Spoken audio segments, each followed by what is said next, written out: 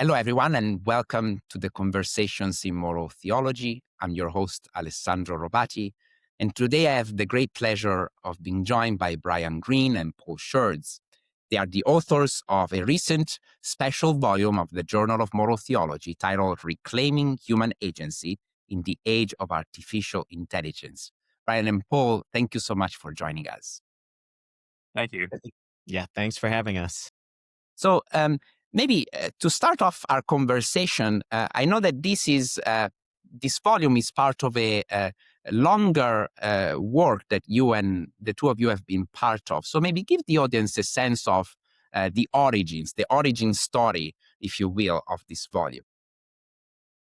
This is a part of a research group that was convened by the Dicastery for Culture and Education. They were looking for expertise from especially North American scholars, and they were going to have a conference bringing us all together in March of 2020, an in-person conference. That didn't end up happening because of the pandemic. But as a result of it, I think something even better came, that we started meeting on Zoom every month throughout the entirety of the pandemic. And those conversations led to a book 2 years ago, Encountering Artificial Intelligence, which was just kind of a general overview of concerns over artificial intelligence. And then this group, a subset of this group, so that on that book, there were about 25 of us, theologians, philosophers, other kinds of people interested in technology. A subgroup of that larger group decided that one of the things that was really missing from that volume, not that it was missing, but that could have been gone into in more depth, concerns AI's effect on human agency. And so 13 of us got together to kind of continue these conversations for this volume. Wonderful. Brian, what made you interested in being part of an endeavor like this one? What's in your background that made you jump on this opportunity? Yeah, this AI is just a really important technology. My background is technology ethics. I went to the Graduate Theological Union in Berkeley. My undergraduate degree was in genetics. As I was in graduate school, I started thinking more about what is technology doing to human nature. So I got into Catholic natural law and those sorts of questions. And that really raised the question of what we're doing with the technological society, is that we're putting our technology out there into the world. And of course, the world affects us in return by changing us into different sorts of beings in a sense, but only in terms of how we can interact with the world around us. And the way this really relates to AI is that, of course, if AI starts making choices for us, then that is a very big way of changing the way that we interact with the environment. If it starts manipulating us, if society starts to develop mechanisms that control the way we interact with each other, which already has happened through social media, for example, if it starts, we start putting agents out there that act on our behalf, which is already happening, of course, also, then these sorts of questions become really important. How are we supposed to actually live as human beings? How are we supposed to pursue the common good together in society? All these questions become really, really important when we start thinking about how we could potentially change society. Because if we change it towards the better, of course, that's wonderful. Not likely to happen on its own. We probably should think about it. It's much more likely that we're going to end up going towards something worse if we're not actually thinking about these things in great enough depth. So this is really an opportunity and a risk that we're dealing with here. How do we make sure that we're making good choices when we're confronted by all these changes that we could put out there into the world? One preliminary question that came to mind as I was working through this wonderful volume is that there seems to be a particular challenge in taking on a topic like this, namely that an academic endeavor, a scholarly endeavor like this one requires time and pondering and reading and writing. But instead, we are in this moment where almost every week, at least if you follow the headlines, there seems to be a new thing and a new thing. So how have you tried to navigate that tension between the pace of scholarly work and the pace of the evolution of this technology that is really taking over the world and the debate in many ways? One way we did that was by writing very quickly. I mean, this volume came together over 6 months. I mean, we met for a year before that to investigate it. So we are very blessed with generous colleagues who really devoted a lot of time to doing this. But I mean, yeah, I take your point is that we were concerned throughout that we weren't going to be able to keep up, that we knew that there were going to be new kinds of AI agents coming out within months of us releasing the volume. That's not a surprise to us.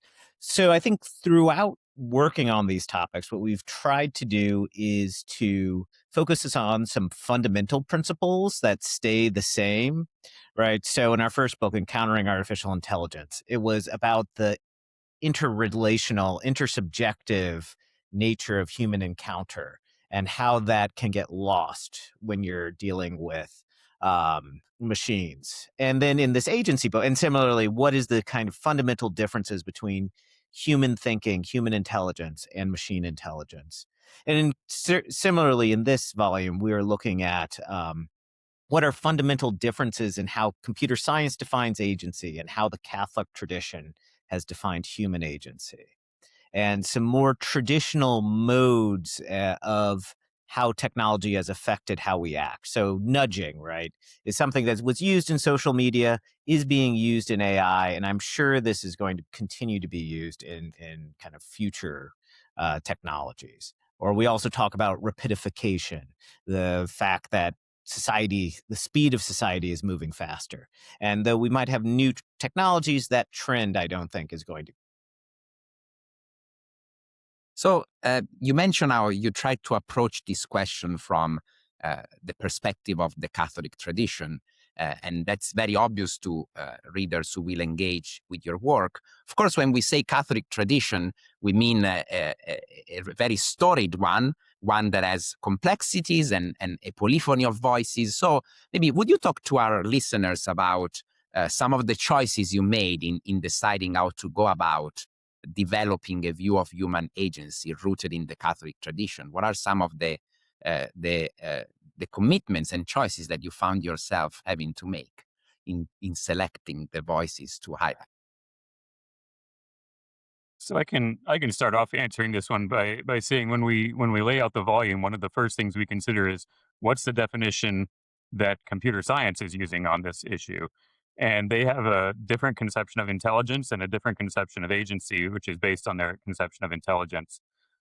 Just to kind of lay out the basic part of it, computer scientists don't necessarily know what's going on inside, a computer when it's doing things. I mean, if it's a deterministic computer, they understand how that processing happens. If they're dealing with an artificial intelligence, it's a probabilistic computer. It's constantly going through, different neural network calculations. The inside of the neural network is kind of like a black box. They don't really know what's going on. But what they do know is that the output is something that they can measure. So if you're measuring intelligence from a more computer science perspective, you're focusing on the output. If you're looking at it from a more human perspective, then our understanding of intelligence is more like, oh, I understand this now.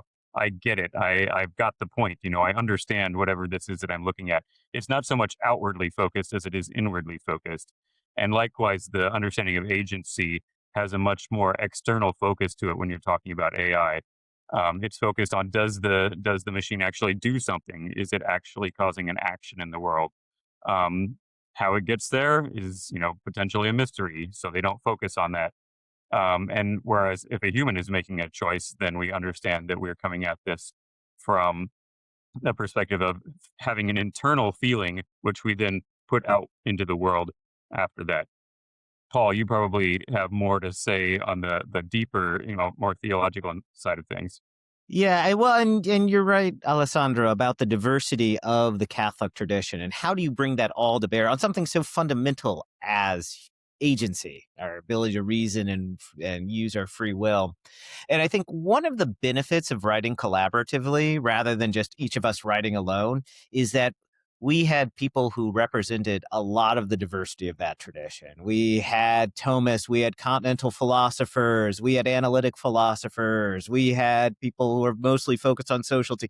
So we had a lot of people who are coming from very different kind of perspectives. And that has been something that's given me great confidence in these works, is that we're not just kind of some picking on some kind of strange element of the tradition and putting that forward. Like, this is something, the final text, everyone had to agree that they thought this was representative of at least something of what they thought, meaning that we all had to compromise. I think fundamentally we went with a Thomistic definition of like human agency, human action. Right. But it was modified by other people who were kind of adding their own perspectives on there. So, I mean, it's the Thomistic tradition is so broadly held by so many different schools of Catholic thought that just seemed like the most straightforward one to move forward. But but yeah, I think really the benefits of going with this, as I said, is that this is a view of agency that I think can be broadly embraced by many different Catholic moral theologians coming from different perspectives. So one thing that I really appreciated in the volume is the way in which you very seriously engage the perspective of computer science and some of the uh, strands of thought that are part of that area of study. Um, what did you learn by engaging computer scientists on their own terms in certain ways? How was the experience like, and how did it benefit their overall? I think it gave us a greater appreciation of what is known and what is unknown when it comes to neural networks. Neural network as an architecture, neural networks as a form of computer architecture for AI are quite not well understood. I guess might be one way to describe it. And so and one way that they often describe it is, for example, they'll say, "Oh, this neural network structure, we just lay out the framework, but then we like grow the actual neural network, right? You stuff all the data into it, and all these probabilistic things happen that are much too complicated to keep track of. And then at the end, you finish the thing, and it gives you certain outputs when you give it certain inputs. You can look at the input layer and the output layer, but everything in between is mysterious. Um, and I think this deep understanding of not exactly knowing what's going on in there is important. At the same time, um, there are certain philosophical commitments that can sometimes be imported into the unknown.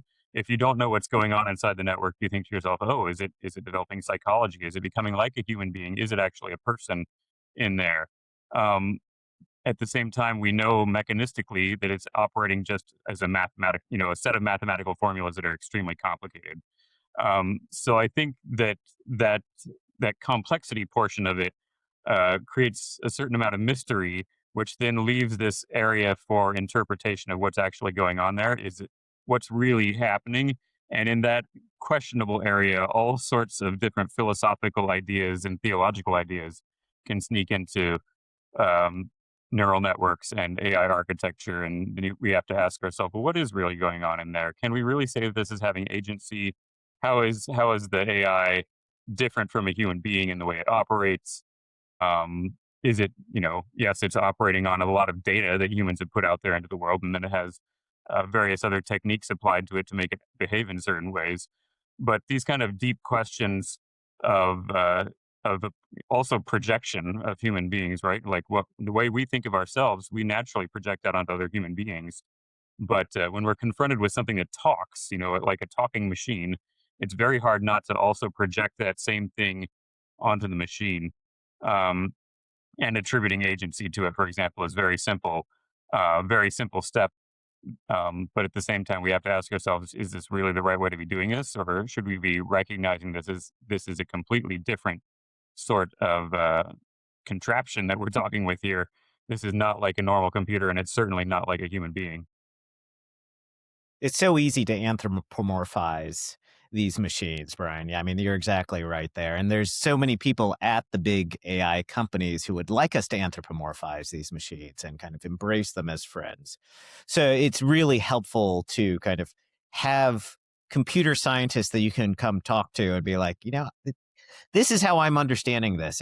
Is this correct? Am I understanding this correctly? Right. I mean, I think that's essential when you're working on a new, rapidly developed people that you can go to. I mean, we're lucky to have Noreen Hertzfeld as one of our co-authors, who herself is a computer scientist. The whole manuscript was reviewed by Walter Shire, a computer scientist at Notre Dame, who was very helpful in pointing out some of the kind of places where we could develop further. So, I mean, having that interdisciplinary conversation, both within the group, but also people who could advise us, I think, is essential because things are moving so quickly. So, on this question of anthropomorphism, the first part of the volume really develops a very complex and convincing account in my mind of the difference between human agency and agency and intelligence from the perspective of the machine. At the same time, though, you were mentioning how there is a certain disguise built into the way that these machines operate. How do we navigate that disguise? What are some practices that the two of you think, in light of what you have worked on, can help us resist the grips of this projection and anthropomorphism? On the one hand, this just goes down to design. Like, I think, I mean, we say in the book that we don't think people should design these to kind of represent themselves as persons, right? And so we should make sure, like, from the design principle. But even, you can't always, we don't have any control over what these major AI companies do with their tools. But individual users can affect their use of these tools, and they can say, like, don't use emotion languages, don't use don't use these kinds of things to ensure that it makes a less anthropomorphic presentation. And if schools or if Catholic healthcare is going to implement these tools, they too can remove some of those temptations, those things that tempt people to project personhood onto the machine. So, yeah, emotion statements, I statements, representations of themselves as persons. These would all be things that I think are very dangerous. And we've seen the dangers as people kind of develop these deeper relationship with machines that can't actually have. Yeah, and to build on that, I would say somebody gave me the advice a few years ago saying, if you see the word or if you see the letters AI, just substitute advanced statistics for what that is. And if it doesn't seem nearly as interesting when it's advanced statistics, that's a much stronger representation of what you're dealing with.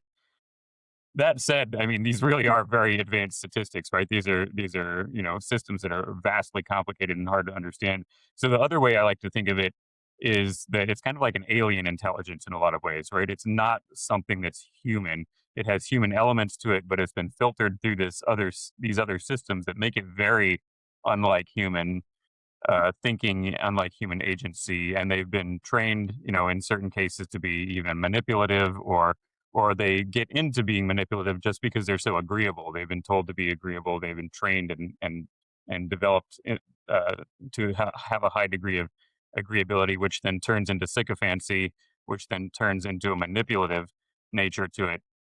So we really need to think about also kind of defending ourselves psychologically against these sometimes, because it's a human psychological vulnerability that we like people who agree with us. And so if a machine starts saying very agreeable things, you're going to be like, "Hey, I love this machine. It must be another human being, or it must be a person, or it must be something, that you want to be relating to." All the while at the same time, it could be subtly adjusting the way that you're thinking about the world, or even not so subtly doing it. I mean, we've seen AI-induced psychosis and AI-induced suicide and all these other sorts of bad things that have happened because of this technology, because in a way it is disempowering of our own thinking, right? And this gets into kind of fundamental questions of human agency. If it starts distorting our perception of the world, or causing us to go astray in our understanding of reality, then it starts capturing us in a way where it can control the way we think in potentially very destructive ways. Actually, one of the sections of the book is devoted to human agency as conditioned.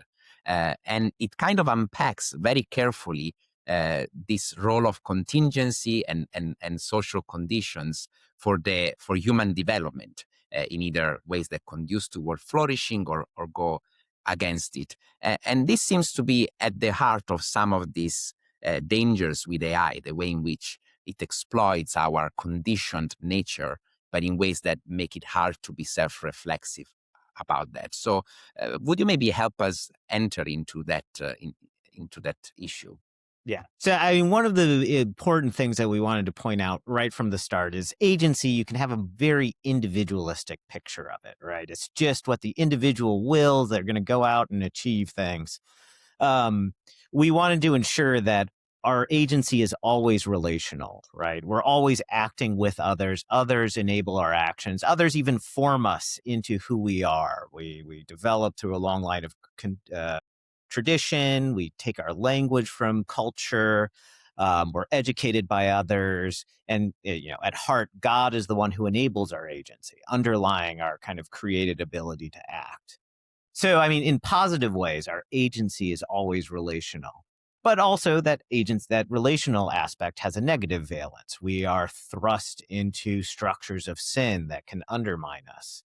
And this is really one of the places that we see AI can have a very negative effect, right? So it can be used as a tool so that we can positively use it for our ends, and so thus it supports our agency, but also it has effects on us. It's taking in all of the negative aspects of these structures around us. So a surveillance capitalism that's trying to drive us into a consumer society. This mode of action gets built into the AI and then is used to act upon us.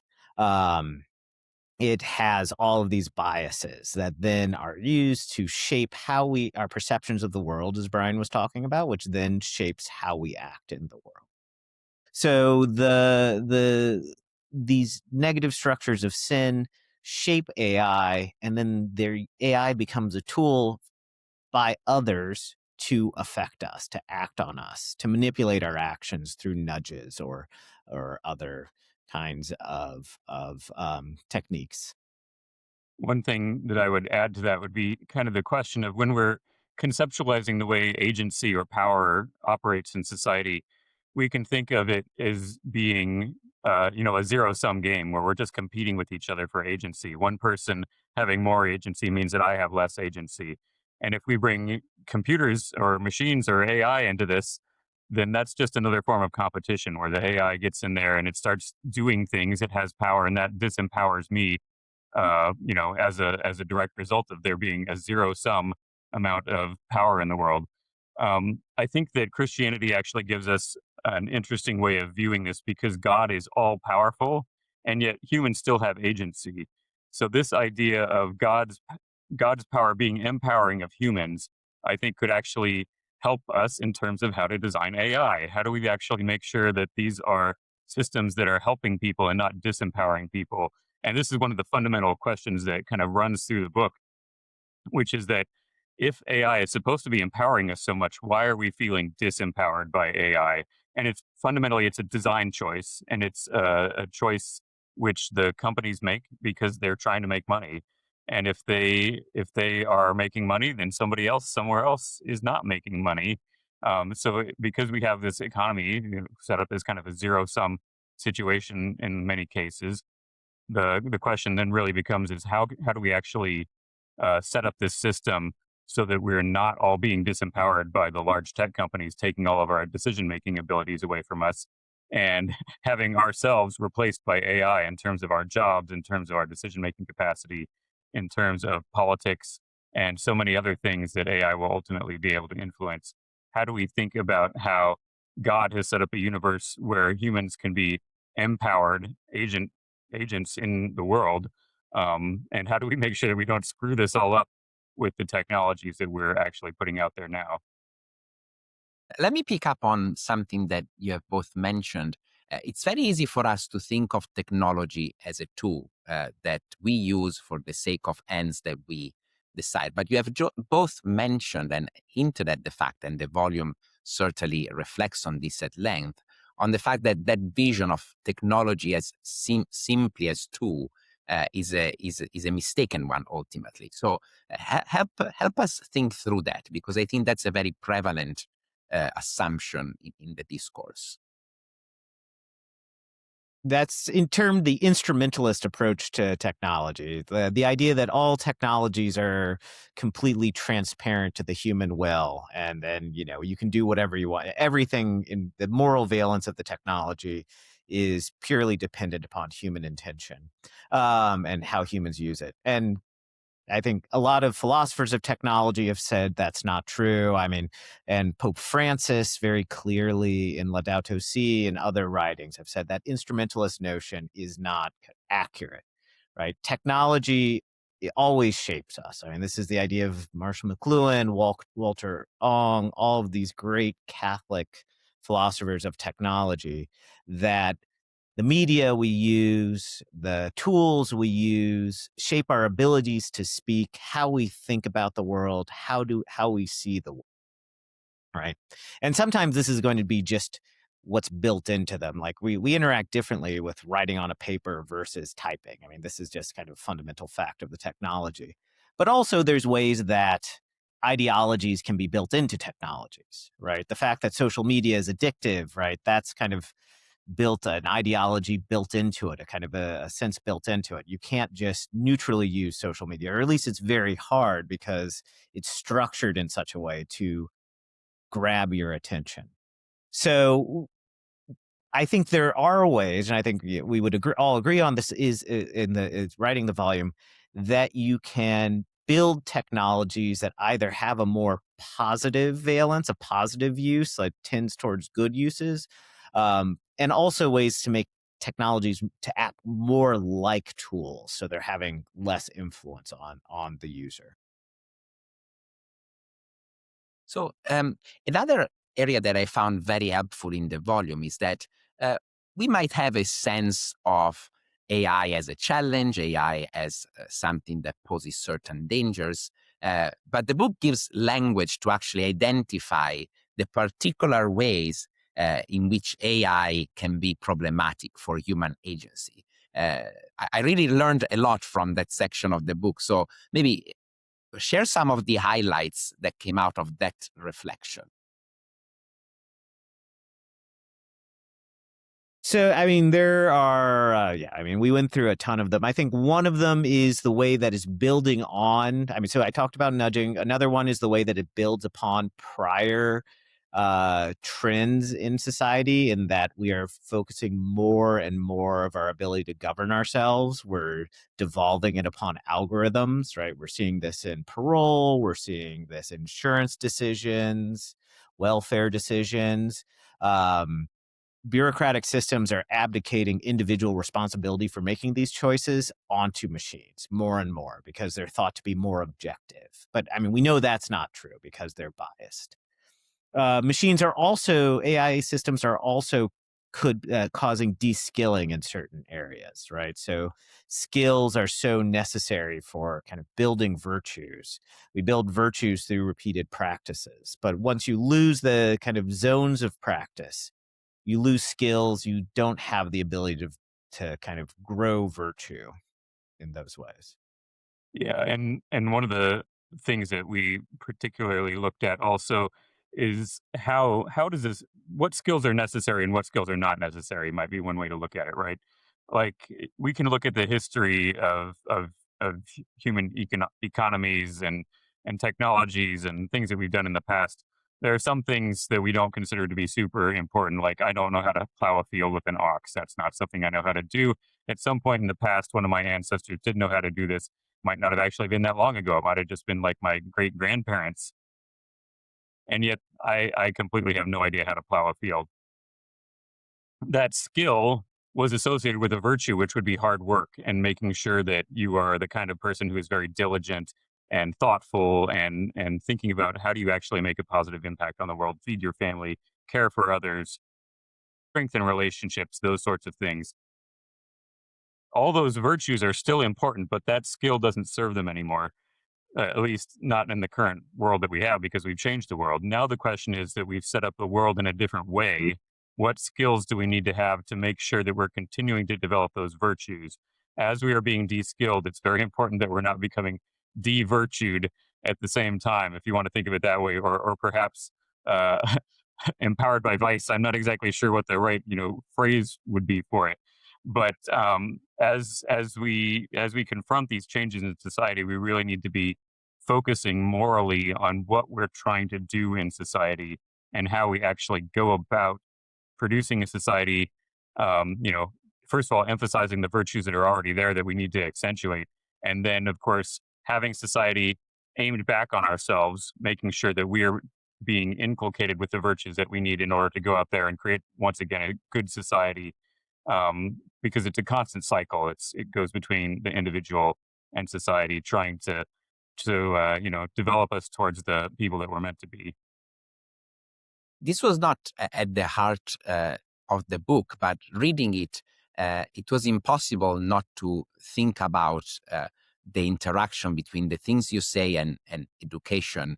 As a college professor, as a catechist, as a father, it was impossible, again, not to extend some of the first principles and problems you named as they pertain to education. You're both educators in your field, so extending the principled claims you make in the book, how do they interact with the way in which you think about and approach your work as educators? Yeah, I mean, I'll say first of all, the group has a book on education that's going to be coming out in the next few months, hopefully. So this is something that our colleagues are participating in, and that Paul and I both were involved in to a lesser extent. Um, so it's really made me think about de-skilling in education, because this has become a really important issue. I teach graduate engineering students, and I think this was I teach an AI ethics class once a year.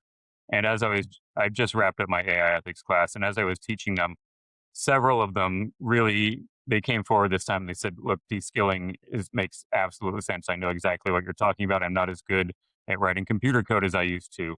Or I'm a teaching assistant for a class and the students produce great work at home, but if you go into the classroom, they don't know what they're talking about anymore. They don't know what they're doing. It's obvious that they've offloaded a lot of their thinking onto an AI at some point. So as I've been developing my own classes, I'm thinking to myself, how do I make sure that there perhaps both of these things are coming into play, where I still want the student to be able to think on their own. And so I have in-class assignments, and I have conversation exams where I talk to the students for 12 minutes outside of class. And I have these other things where I make sure that the student is getting something in their brain, while at the same time I'm assigning them outside work where I know they're very likely to use AI. And if that's the case, then they need to demonstrate to me that they are solving something that's a little bit more complicated, and they're having to use their brain in a way that's slightly different. So, for example, I say, look at the reading, summarize the reading, ask me a question about the reading, and then find a better reading, and explain why that reading is better. And now that's all stuff that you could use for an AI, but in the process of at least that evaluative portion at the end of saying, why is this reading better than the reading that we had? Hopefully that's making them think. It's also exposing them to other ideas beyond just what the reading was in class and those sorts of things. So I'm hoping these sorts of things are actually going to work, but I think there's a sincere risk that the entire educational system is facing right now, which is that it could be completely undermined and we create a generation of students who fundamentally are really not as good at thinking as they should be. So I see it as a genuine challenge. And similarly, like, de-skilling is so important, and in education, and in the way that I think about classes. And so trying to do more with presentations, with a lot of in-depth questions, trying to do more in class is what I'm trying to do as well. The other thing that has made me think about is we critique the rapidification of society, how more and more has to be done. And you think that AI is going to, it's going to make everything easier. We'll get all our work done really quickly. I mean, already we're seeing studies coming out in the Harvard Business Review that kind of justify our analysis here, that people are actually having to spend longer at work, and with these AIs overseeing them and trying to get more productivity out of them. Right. And so people are being asked to do more. because it's thought that the tools can help them to do more. And so any free time they might have is being filled up. And I think about that with my students who already have a bunch of classes, and trying to make sure that the work that I'm giving them is kind of good, solid, meaningful work, that it's not just piling things up or having busy work, and just kind of thinking about how much they're doing and trying not to contribute to that repetification. So, given all the challenges and problems that you are naming, one would almost expect that for the book to close with an anathema of AI, but that's not how the book concludes. Instead, the book has an entire third section that uses Catholic social teaching to propose ways in which AI can be leveraged and built in ways that fight against all these challenges that we have named. To put the question maybe provocatively, why not the anathema? I mean, I can talk about this, or I'll give my perspective on it, and then of course, Paul, if you have further thoughts, I'd love to hear them as well. Um, this has been an intentional choice on the part of our group, I would say, which is that it's very easy for the Catholic Church to say no, and so as we're working with folks in the Dicastery for Culture and Education, they have warned us and said, don't just be negative, right? Be positive. I mean, first of all, the church doesn't get to say, anathema on AI. AI doesn't exist anymore. That's not the world we live in. Um, but second of all, there are actually really positive uses of AI. The prime example of this would be AlphaFold, and AlphaFold showed how to, solve the protein folding problem. Basically, Paul and I both come from a biochemistry or genetics background, molecular biology. We studied those previously, and so for a long time in these areas, they said nobody, the protein folding problem is a huge problem. It takes years to figure out just how one protein folds up. It's really difficult. And so with AI, they figured out a way to basically say this is the most likely way that the protein folds. It looks like it folds this way, and it can do that for all the proteins in the world, which is something like 200 million years of work. Another example would be that every day there are two private companies that survey the entire Earth's land surface by satellite. There's no way that humans, even if you employed millions of people looking at that data, we couldn't process that amount of data every day. So AI has to search through that data. There are lots of things that AI can do that humans just can't do. And so framing things not in terms of anathema, like ban it, I think is really important because AI is also a very general purpose technology. There are particular uses that we should say should not be allowed. Like lethal autonomous weapon systems are bad, and we should not have lethal autonomous weapon systems going around killing people. On the other hand, there are many, many things in between solving the protein folding problem and banning lethal autonomous weapon systems, and we have to figure out what those use cases are because AI is so incredibly general. It can be applied to almost anything that human intelligence can be applied to. And then the question is, what are the right places to apply this technology? Yeah, I mean, there's so much promise, and just think logistics. It's making logistics so much more efficient today. It has the promise of kind of eliminating a lot of the paperwork that we're doing, and we see. I would do a lot of work in the medical field, and they're using for filling out medical charts, doing paperwork, doing billing. So a lot of the busy work, I think it has a lot of promise there. So we wanted to give the principles of how would you design this well? How would you design these things to respect human agency? I mean, that's not to say that this whole last section is just all kind of positive. I mean, we do have kind of legal recommendations to constrain the negative effects, right?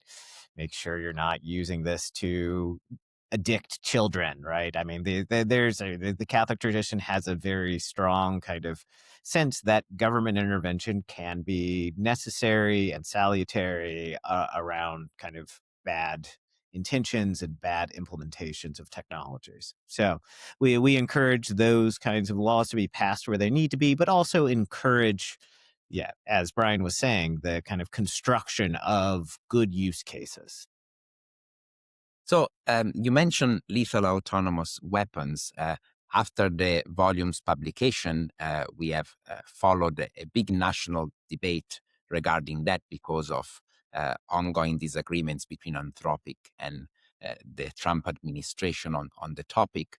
Um, as moral theologians, we might agree with the idea that lethal autonomous weapons are wrong, but we also need to ask the question why. So maybe connecting some of the things you have uh, said regarding human agency, responsibility, how do those inform your moral judgment, the church's moral judgment that lethal autonomous weapons are to be forbidden? Yeah, there are numerous ways to approach this, but I think in terms of agency, perhaps lethal autonomous weapon systems are the epitome of a technology that takes away human agency. First of all, for the victim, because obviously they've been targeted and killed. That's the end of a human agency right there. When you're dead, you don't get any more choices to make. And on the other side of things, they remove people from responsibility from their actions. In wartime, it's understood that taking a human life is a significant moral decision.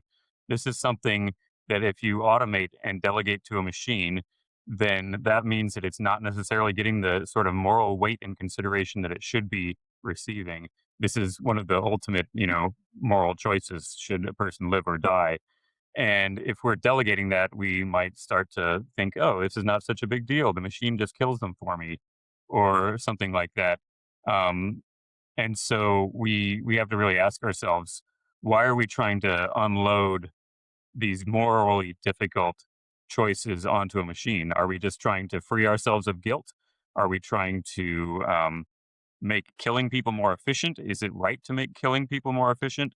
There are so many different moral questions that are built in here, and you pile them all up on top of each other, and it turns into something where you say, you know what, war is already bad enough. We don't need to make it worse. So I guess one question that I have is since I'm sure the book was published recently, I'm sure that you wrote it and edited it a few months ago. Have you noticed anything in between the end of you writing the project and now that either confirm, extend, problematize what you have published, given again the rapid evolution of the technology? I think the extension of AI agents and the way that people want to talk about AI agents has kind of like confirmed a lot of what we're talking about in the book. I wish you always wish, oh, if we were writing 6 months later, we would have a ton more data and evidence and things. But I think we're already seeing kind of concerns, as I was saying, about rapidification, that these aren't, for many people, these are causing them to intensify their work pace. I think they're raising questions about descaling in various areas like coding, like even more so once Claude Code came out and things like that. Uh, yeah, yeah. So there's been a number of areas that we see these kinds of things. And I would add to that, which is that we've seen the growth of a kind of an AI welfare movement, which is thinking about not just the well being of humans, but the well being of the machines themselves. And this is once again an example of if the inside of the machine is very complicated, so complicated that it's a mystery, then you can import your ideas into it and say what's actually going on there and say, oh, maybe it actually really is a person. Maybe it really does have feelings and emotions and internal psychology and internal states and actual real agency. Um, these sorts of questions are becoming real questions now. There are various folks in the tech industry talk about this, and they by doing that they also kind of equate human and machine. That human, our own minds are therefore just complicated machines. Also, there's a real risk to human dignity here in terms of devaluing us into machines while elevating the machines into being persons, maybe even better persons than we are, superhuman in some ways, and therefore more valuable than we are, if that's the way that uh, you know these folks want to evaluate these things. And so this sort of risk to human agency could be, you could imagine a future where you say, okay, the AI it's a superhuman entity of some sort. It has its own, welfare, and because it's more important than we are, and it says something like, you know what, my agency conflicts with somebody over here, they get voted down, right? We don't care about them anymore. We can steamroll them now, basically, because the machine is just better than human beings. And these sorts of questions are risks. I mean, I'm not saying that people are trying to develop these futures, but if you start, once again, importing these ideas into the black box, which are not necessarily ideas that will protect human dignity, then these risks become very real risks and significant for how we're actually going to be structuring society in the future and whether humans get to make choices at all in the future. Yeah. So Pope Leo the 14th has taken on in various occasions the question of AI, and there are reports that seem to indicate that eventually he might write a longer document on the topic.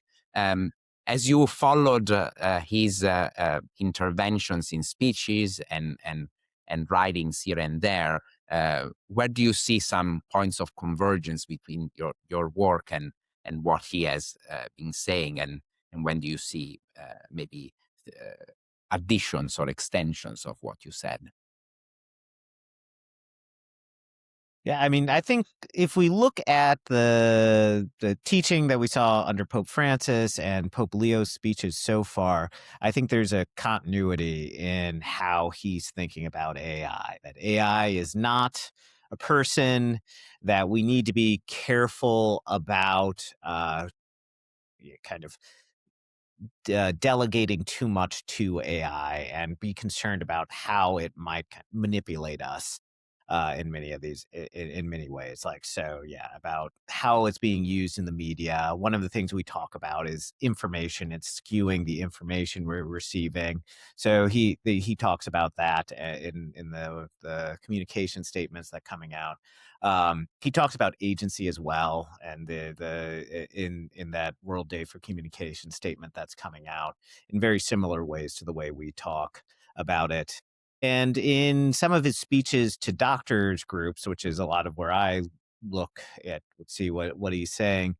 He says very similar things about the need for the person to be there and the care that comes from the human interactions between the doctor and the patient, and the consolation that having the human there is necessary, that can't be taken away by technical skills. So I see a lot of kind of continuity in how church teaching on this is developing, and we try to stay within that kind of longer line of. Yeah, and I'll just to agree with you there. I think there's a lot of there's not only the continuity with Pope Francis. I think there's going to be a lot of continuity with the whole tradition, right? By reaching back to Pope Leo the 13th, Leo the Mm. 14th has said this is a long tradition going back 135 years now, and we have this opportunity at this point in history to continue developing this tradition in a way that makes sense for the world as we find it right now. The way I envision any sort of encyclical coming out on this topic is that it's not just going to be an encyclical on AI. It's not going to be like, oh, here's everything you need to know about AI. The church will answer all your questions for you.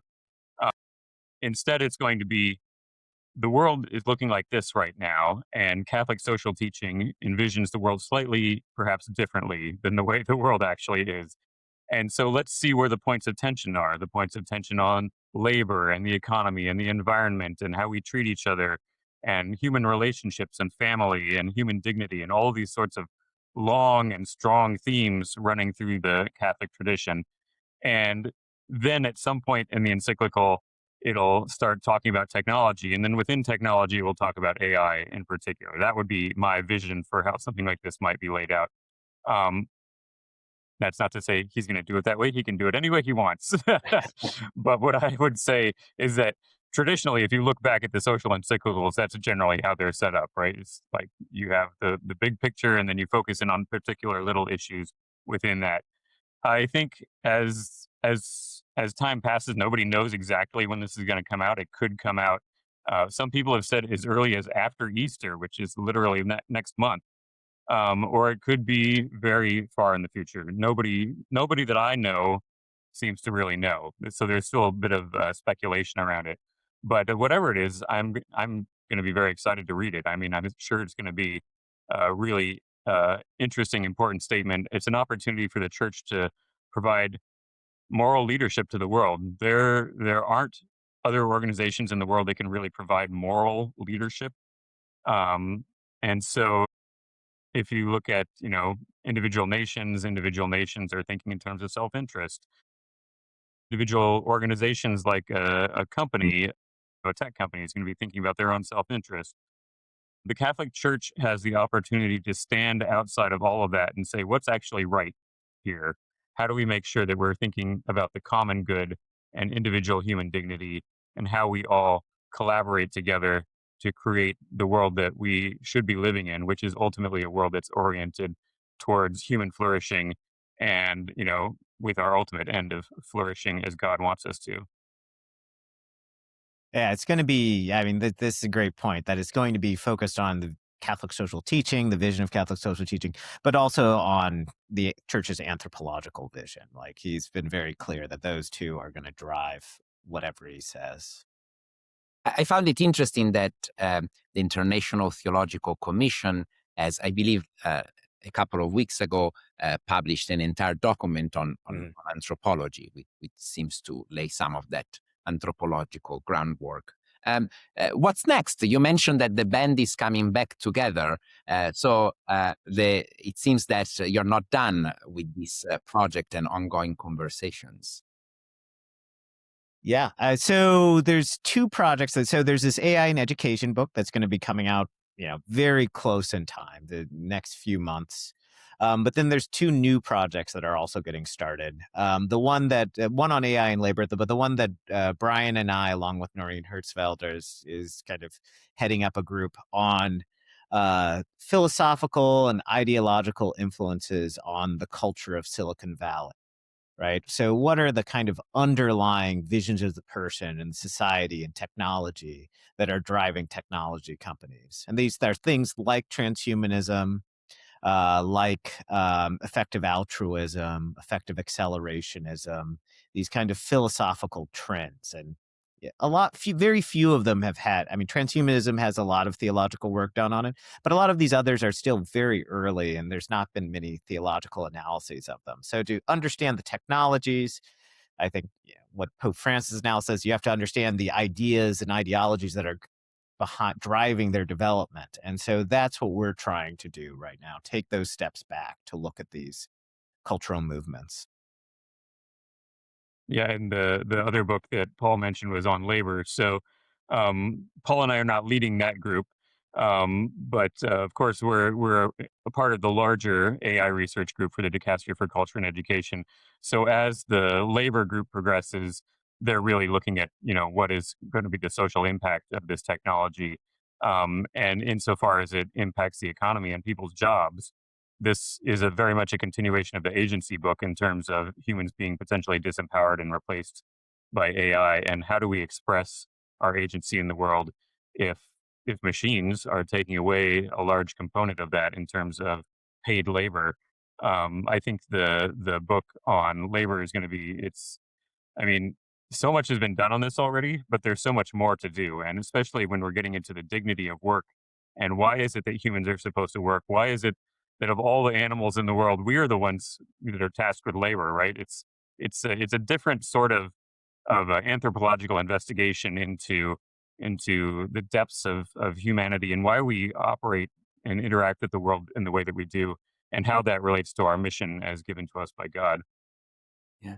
So maybe to conclude our conversation, um, let's bring some of the foundational theological notions at the heart of Christianity to bear on the discourse we are developing together. At the heart of Christianity, there are notions, realities such as the incarnation and sin and providence and creation. There seems to be many ways in which these interact, but also challenge the world that AI is building. So, what's your reflection on that?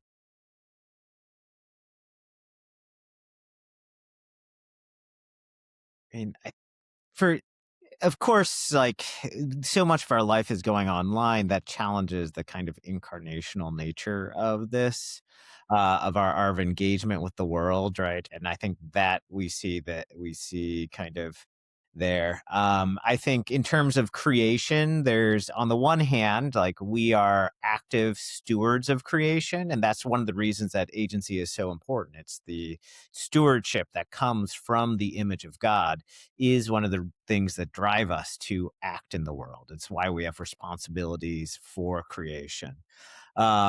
And so we can do that through our technologies, but also we have to be afraid of how our technologies kind of affect us, and our technologies can become idols, right? We can create things that then we fail to see our, the fact that there are creations in them. So this is what I think is happening with a lot of people who try to project agency onto machines, is they come to kind of almost idolize them. Yeah. One thing that I would say would be that we need to keep sin in mind. Like the world has potential to go very, very wrong. People can make very, very bad choices, and then terrible things happen because of those bad choices. One thing that we mentioned in chapter 11, and just very briefly in chapter 11, is the fact that if you could replace human labor with robots, what do you need humans around for anymore? Most countries in the world have a relationship between their government and their people, which is sometimes a good relationship. For example, in Western democracies, there tends to be an understanding that people are good. We want to have people in our country. They make the world operate. They make the society operate, and positive things like that. They're economically beneficial. They consume resources. You can think of this in very, very secular terms of usefulness and kind of the utilitarian calculus associated with it. In more authoritarian countries, they view their own population more as a liability, which is, what do we need these people for? If we could replace them, maybe we don't need people anymore. And this could turn into, kind of the ultimate horror that you could imagine. This might not be limited to those kinds of other countries. If, for example, in a Western country, the population does become more of a liability than an asset. If you're once again thinking purely economically, your population, all the people who are workers, who are unemployed, change from being an asset to your economy to a liability to your economy. They're just using money and resources. What do you need them around for anymore? And this sort of deep question, first of all, Christianity has an obvious answer to this, right? Humans have dignity and we're valuable intrinsically. Our economic value is irrelevant. But if you start looking at the world from this very different perspective, you start realizing that we're potentially entering very dangerous times in the future, where countries will be like, "Oh, we had to," imagine what North Korea could do if they had the opportunity to replace their people with robots. I think the leadership of North Korea might think that was a great idea, and because because it's so much easier to control things that actually obey you in a very intrinsic way. Um, and this sort of future is something that we also try to deal with in chapter 11, to think about ways, how do we decentralize power? How do we oppose these anti-subsidiary forces? So the Catholic Church has taught about subsidiarity for 100 years at least, in terms of social teaching going back to Quadragesimo Anno, but of course it shows up more implicitly in all sorts of things prior to that. But subsidiarity, once again, kind of reduces the power of the government as much as you can. Try to make sure that individuals are still making their own choices. Decentralize the power. The more the power is centralized, the more risk perhaps everyone is at. It might be an opportunity also. You can get everybody to go in one direction at once. But if you know that sin is infecting society, everybody going in the same direction at once might be actually terrible. So we have these opportunities to once again set up the technology in a way that is helpful to human beings, but it has to be done very carefully. A lot of Silicon Valley hacker culture, going back to the culture of Silicon Valley, that hacker culture has that decentralizing element to it, anti-authority, decentralization, all those sorts of things. How do we cooperate and yet be decentralized at the same time? Those possibilities exist, but we have to actually utilize them in a way which respects human dignity and which respects social relationships and the common good and all of these other big, important ethical ideas that we are, of course, extremely committed to as Catholics and Christians, and anyone who wants to see a good future as opposed to a bad one. Do you think that there is the need for a certain Christian asceticism in the way we interact with and use these technologies? I mean, I think prudence and temperance are always going to be necessary when you use any kind of technology or any kind of good in the world. And so, um, I'm not sure necessary. I would say more temperance and prudence than necessarily asceticism, like, because asceticism is giving up to kind of form your desires. So, I mean, I think we need to make good judgments about what are the kinds of technologies that aren't going to deform us. So that is what I would say. Yeah, and to kind of build on that, I would say that courage is also extremely important, right? Asceticism is always withdrawing from something in order to re-emphasize something else. We need to recognize what the thing is that we're trying to emphasize. What are those virtues, moral goods, human dignity, flourishing, common good, living in society together, worshiping God? What are those things that we really need to focus on, and how do we courageously aim to achieve those things? What do we have to do in order to make sure that the technology really is serving human beings and is not getting used in ways that abuse people ultimately? Paul, thank you so much for all the work you have done together with many other colleagues to make this volume possible. I think it will be a very helpful resource for many within and outside the field of moral theology. Thank you also for being part of this beautiful conversation. I appreciate you. Thank you. Thank you for hosting us. Yes, thank you so much. All right. Many blessings to everybody, and thank you for listening, and I'll see you next time. Bye.